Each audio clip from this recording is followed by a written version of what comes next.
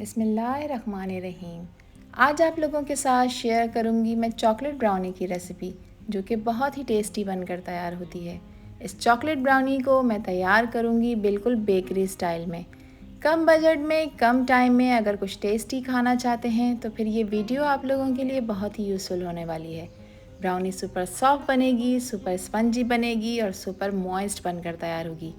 इसका एक बाइट खाते ही बिलीव मी आपको बचपन याद आ जाएगा। तो फिर रेसिपी को एंड तक देखें, अच्छी लगे तो लाइक भी कर दें और चैनल पर न्यू हैं तो चैनल को भी ज़रूर सब्सक्राइब कर लें। अस्सलाम वालेकुम माय यूट्यूब फैमिली, कैसे हैं आप लोग?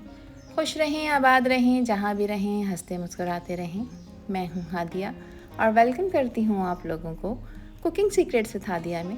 तो चलें फिर जल्दी से रेसिपी स्टार्ट कर लेते हैं। सुपर टेस्टी चॉकलेट ब्राउनी बनाने के लिए यहाँ पर मैं पहले मोल्ड को ग्रीस कर रही हूँ। ये ब्राउनी मोल्ड है आप लोगों के पास तो वेल एंड गुड, नहीं है तो आप किसी छोटी पतीली में बेस को बनाकर तैयार कर सकते हैं। इस पैन को ग्रीस करना ज़रूरी है ताकि जब हम इसमें बैटर डालें तो वो बैटर इसके ऊपर चिपके नहीं। पैन के बेस को, इसकी चारों साइडों को मैंने बहुत अच्छी तरह से कुछ ऑयल के ड्रॉप्स डाल के ग्रीस कर लिया है। अब इसमें मैं लाइन अप करूँगी एक अदद बटर पेपर, जिसको मैंने इसी पैन के साइज़ का कट कर लिया था। बटर पेपर को इसके ऊपर लगाने के बाद सेम उसी ब्रश से मैं इसको भी ग्रीस कर लूँगी ताकि जब हम इस पर बैटर पोर करें तो वो बैटर जो है वो इस पर चिपके नहीं और ब्राउनी को डीमोल्ड करते वक्त हमें किसी भी तरह की कोई प्रॉब्लम पेश ना आए।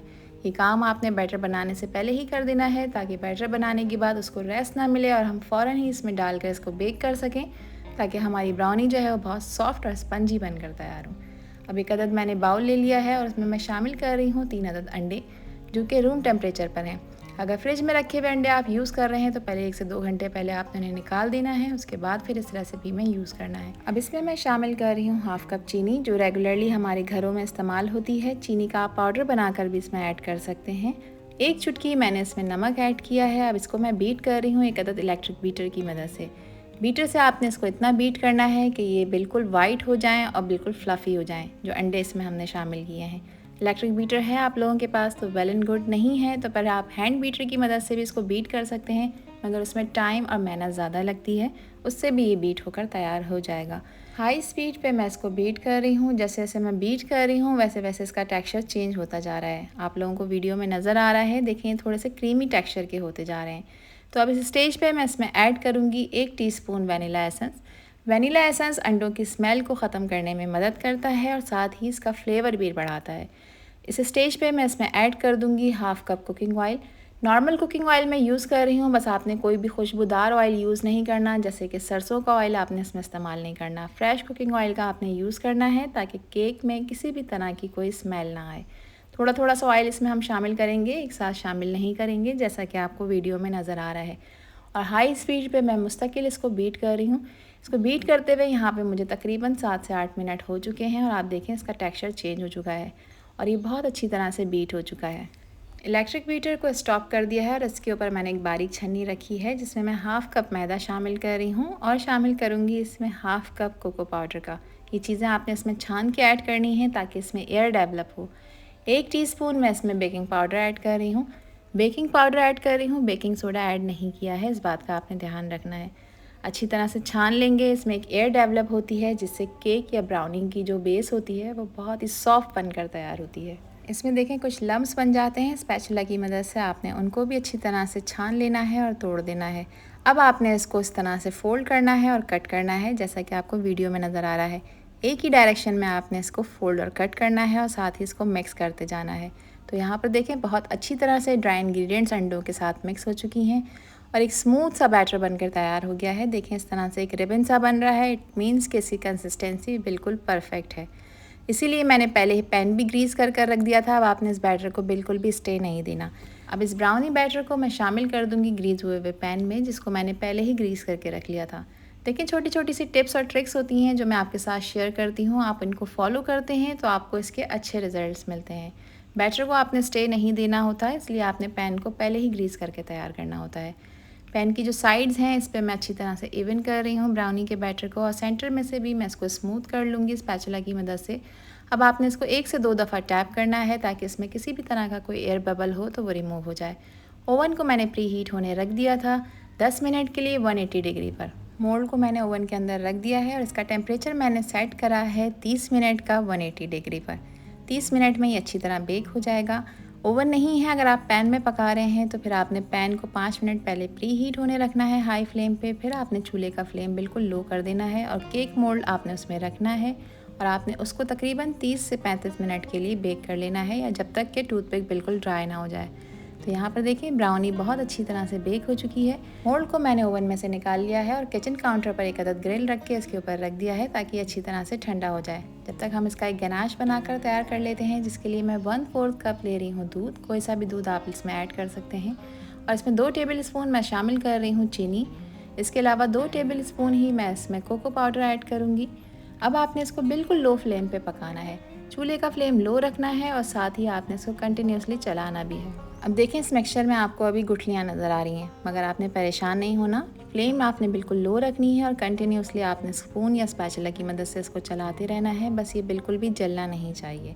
जब आप इसको कंटिन्यूसली चलाएंगे तो इसमें देखें गुठलियाँ जो हैं वो डिज़ोल्व होना शुरू हो जाएंगी। तो बस अब इस स्टेज पे मैं इसमें ऐड करूँगी डार्क चॉकलेट। किसी भी अच्छे ब्रांड की आप लोग यूज़ कर सकते हैं। चॉकलेट को इसमें ऐड करने के बाद मज़ीद 3 से 4 मिनट आपने इसे पकाना है। चूल्हे का फ्लेम आपने लो रखना है। चॉकलेट इसमें देखें आप मेल्ट होना शुरू हो जाएगी। तो जैसे जैसे मेल्ट होगी इसका टेक्सचर चेंज होना शुरू हो जाएगा, ये थोड़ा सा थिक हो जाएगा और इस तरह से देखिए एक मिरर ग्लेज जो है गनाश बनकर तैयार हो जाएगा। अब इस गनाश को आपने ठंडा करना है, मगर उससे पहले आपने इसको जो चाय वाली छन्नी होती है उससे छान लेना है किसी बाउल में, ताकि इसमें कोई लम्प या फिर कोई गुठली बाकी ना रहे। अच्छी तरह से देखें ये पक चुका है। इसका टेक्सचर आप चेंज करें, थोड़ा सा ही गाढ़ा भी हो चुका है। अब आपने इसको छान लेना है। उसके बाद फिर आपने इसे रेस्ट देना है, इसको अच्छी तरह से ठंडा करना है। गरम गरम आपने इसको नहीं यूज़ करना। यहाँ पर देखें जो केक हमारी ब्राउनी की बेस है वो भी बहुत अच्छी तरह से ठंडी हो चुकी है। अब मैं इसको डीमोल्ड करूँगी। तो बहुत आसानी से देखें ये डीमोल्ड हो जाएगी। बटर पेपर मैंने रिमूव कर दिया है और आप देखें कितना जालीदार सा इसका बेस बनकर तैयार हुआ है। देखें अच्छे रिजल्ट्स मिले हैं ना, क्योंकि स्टेप बाय स्टेप हमने रेसिपी को फॉलो किया है। और अगर इस स्टेज पर आप लोगों को ये वीडियो पसंद आ रही हो तो वीडियो को लाइक कर दिया करें और चैनल को भी सब्सक्राइब कर लें और वीडियो को फ्रेंड्स एंड फैमिली में भी शेयर किया करें। आप सभी लोगों का दिल की गहराइयों से बेहद शुक्रिया। अब इसके ऊपर मैं शामिल कर रही हूँ गनाश, जो कि अच्छी तरह से ठंडा हो चुका है। सारा का सारा मैं इसके ऊपर डाल दूँगी और इसको डालने के बाद देखें ये एक फ्लोइंग कंसिस्टेंसी में है। तो जैसे जैसे आप इसके ऊपर डालेंगे ये इसकी जो चारों साइड्स है उसको कवर कर लेगा। स्पैचुला की मदद से आपने इसको इवन कर लेना है ताकि इसकी जो चारों साइड्स हैं वो बहुत अच्छी तरह से कवर हो जाएं। और आप देखें कितना ज़बरदस्त सा मिरर ग्लेज सा ये गनाश बनकर तैयार हुआ है। इसको आपने छानना ज़रूर है ताकि ये बिल्कुल सिल्की स्मूथ सा बनकर तैयार हो। तो इसको मैंने अब छोड़ दिया है। अब मैं इसको रेस्ट दूंगी। इसको आपने 1 घंटे के लिए फ्रिज में रखना है ताकि अच्छी तरह से सेट हो जाए और थोड़ा सा ड्राई भी हो जाए। इसको आपने पहले फ्रिज में रख के अच्छा सा ठंडा करना है। फिर उसके बाद मैं इसकी कटिंग करके आपको दिखाऊंगी कि कितनी ज़बरदस्त बनकर तैयार हुई है। तो ये बहुत अच्छी तरह ठंडा हो चुका है। इसको मैंने फ्रिज से निकाल लिया था और अब मैं इसको तकरीबन 9 इक्वल पार्ट्स में कट करूँगी। तेज़ नाइफ़ आपने यूज़ करनी है, मैं केक नाइफ़ का ही यूज़ कर रही हूँ। और इक्वल पार्ट्स में स्क्वायर शेप में मैंने इसको कट किया है। आप इसको कोई भी शेप दे सकते हैं, रेक्टेंगुलर शेप में भी आप इसको कट करके तैयार कर सकते हैं। और देखिए आप माशाल्लाह से कितनी ज़बरदस्त सॉफ्ट स्पंजी और बहुत टेस्टी सी हमारी ब्राउनी बनकर तैयार हो चुकी है, बहुत ही आसानी के साथ। मार्केट से जब आप यही ब्राउनीज़ ख़रीदते हैं तो वो अच्छी खासी कॉस्ट में आपको मिलती है। तो ये ब्राउनीज़ आप घर में बनाएं, कम बजट में, कम खर्चे में। देखें बहुत आसानी के साथ ये बनकर तैयार हो जाती है। पैन में भी मैंने आपको बताया है कि किस तरह से तैयार हो सकती है और ओवन का भी मैंने आपके साथ शेयर कर दिया है कि ओवन में आप इसको किस तरह बना सकते हैं। अब इसको आपने बेकरी स्टाइल किस तरह से बनाना है, यहाँ पर मैंने एक अदद क्लिंग रैप ले लिया है। जो हमने गनाश वाली साइड है उसको नीचे की तरफ रखना है और फिर इस तरह से आपने इसको टाइटली फोल्ड करना है। नाइफ़ की मदद से मैंने एक्स्ट्रा जो हमारी रैप है उसको कट कर दिया है। अब आपने इसको फ़ोल्ड करना है, टाइटली फ़ोल्ड करना है। इसको आप जो है स्टोर करके रख सकते हैं 1 हफ़्ते के लिए, ये बिल्कुल भी ख़राब नहीं होगी। मगर आजकल गर्मियां हैं तो इसको आपने स्टोर करना है रेफ्रिजरेटर में। फिर जिस वक्त आपका दिल चाहे आप इसे निकालें और इस्तेमाल करें और इसको एंजॉय करें। तो देखें बेहतरीन सी बेकरी स्टाइल ब्राउनी तैयार हो चुकी है। इसको मैंने बहुत अच्छी तरह से पैक कर दिया है, जिस तरह से बेकरी में पैक हुई भी मिलती है। अब मैं आपको कट करके भी दिखा देती हूँ कि देखें कितनी सॉफ्ट स्पंजी और कितनी मॉइस्ट बनकर तैयार हुई है। इसकी लुक से ही आपको अंदाज़ा हो गया होगा कि कितनी टेस्टी बनकर तैयार हुई है। मज़ेदार सी ये बेकरी स्टाइल ब्राउनी आप बनाकर अपने घर वालों को खिलाएं, अपने बच्चों को खिलाएं। बच्चों के तो मज़े ही होने वाले हैं। मैं उम्मीद करती हूँ कि रेसिपी और वीडियो आप लोगों को पसंद आई होगी।